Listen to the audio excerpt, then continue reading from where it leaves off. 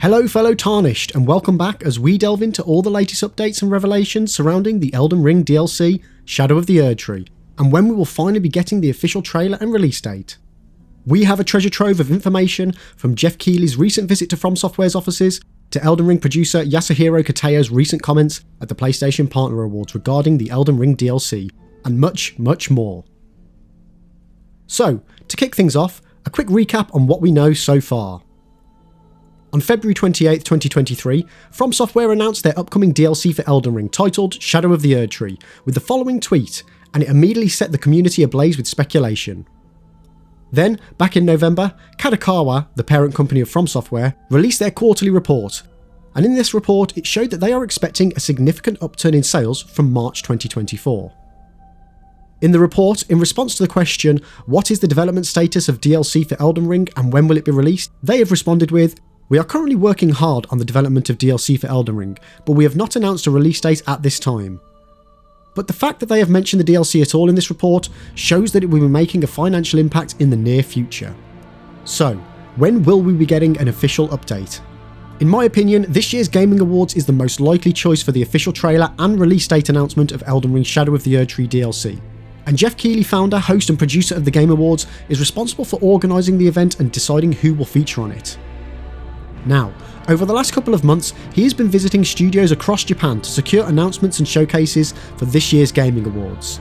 He tweeted, "Wrapped up an incredible couple of weeks in Japan, visiting developers and talking Game Awards and Summer Game Fests and more. There is so much amazing work being done in Japan. I fly home feeling inspired and excited by where games are going in the future." While he was there, he visited studios such as Capcom and Kojima Productions, and also FromSoftware's new offices, tweeting the following two pictures with the FromSoftware devs and their trophy cabinet. And while information on this visit is scarce, based on Jeff's original tweet and FromSoftware utilising the largest stage in gaming to announce previous titles, it makes complete sense that they would take this opportunity to officially reveal the trailer for the Elden Ring DLC at this year's Game Awards on December the 7th. And as Rockstar have also just announced that their trailer for the upcoming Grand Theft Auto 6 will be revealed on December the 5th, the Gaming Awards really do need to have a big hitter at their awards show. Otherwise, Rockstar will just dominate the gaming stratosphere. Next, let's take a look into a recent revelation by Elden Ring producer Yasuhiro Katayo, who at the PlayStation Partner Awards made the following statement in an interview with Japanese publication Game Watch. He was asked, "I think there are many users who are looking forward to DLC. How is the development progress?" To which he responded, "I will talk more about DLC another time. It's still a little ways off, but progress is going well.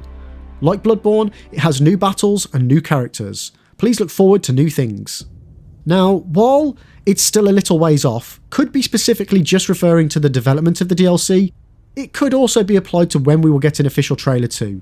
But personally, I do believe that this is specifically just the development, as if the DLC was already finished, I'm sure FromSoftware would release it as soon as possible. So I think it is still safe to say we will be getting a trailer sooner rather than later.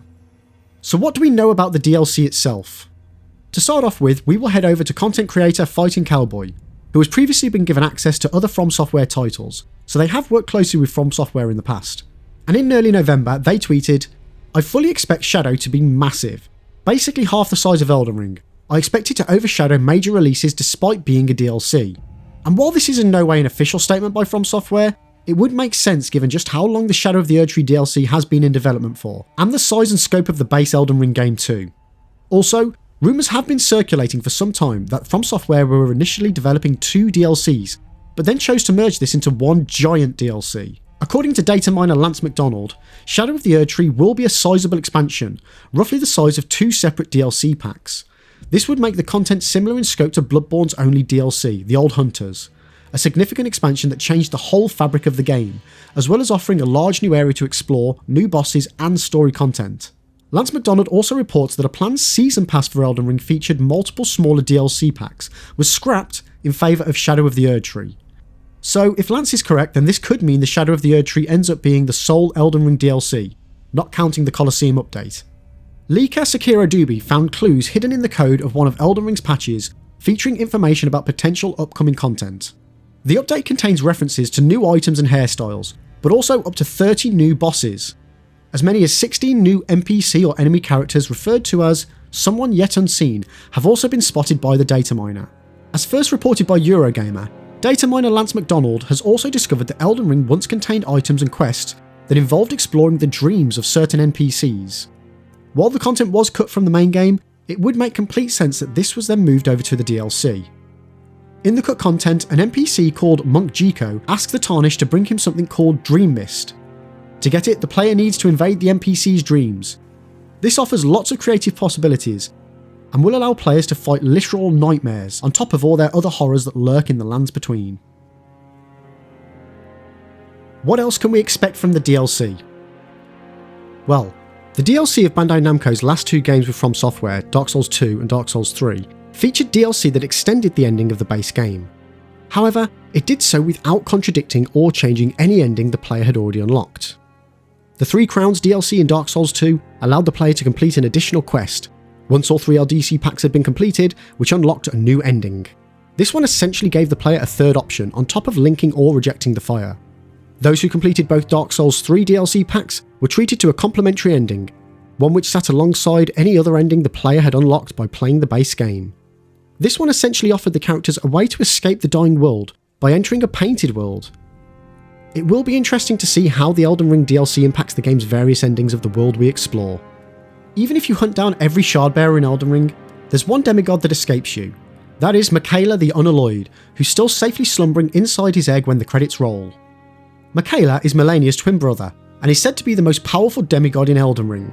So, if this is the case, why don't we ever fight him?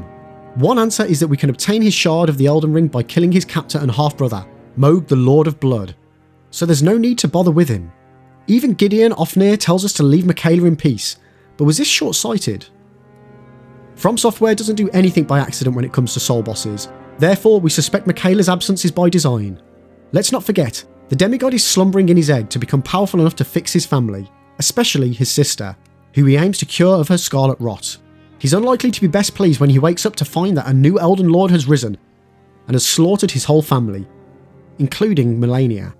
This perfectly positions Michaela to be one of the big bads of any Elden Ring DLC.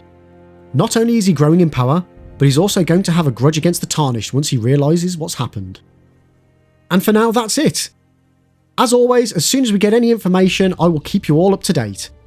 But in the meantime, let me know in the comments section below your thoughts on what's to come from the Elden Ring DLC Shadow of the Erdtree. Thanks for watching, and don't forget to like and subscribe for more Elden Ring content.